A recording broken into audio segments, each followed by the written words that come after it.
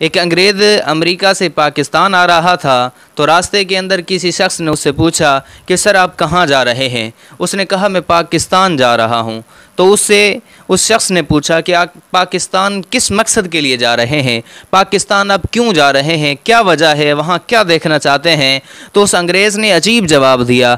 अंग्रेज़ ने कहा कि मैं पाकिस्तान में मुसलमानों के खुदा को देखने जा रहा हूँ।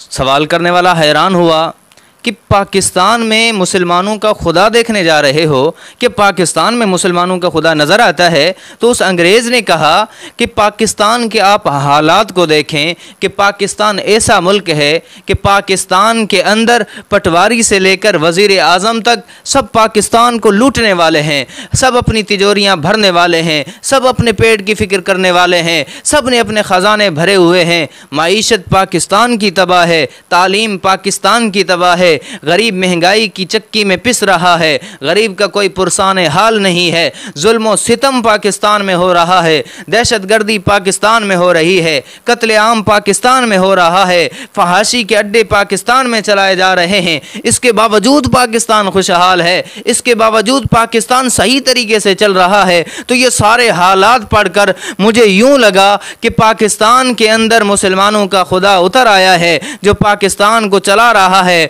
वरना ये मुल्क चलने जैसा नहीं है, खुदा ही है जो इसे चला रहा है, लिहाजा मैं उस खुदा को देखने जा रहा हूँ।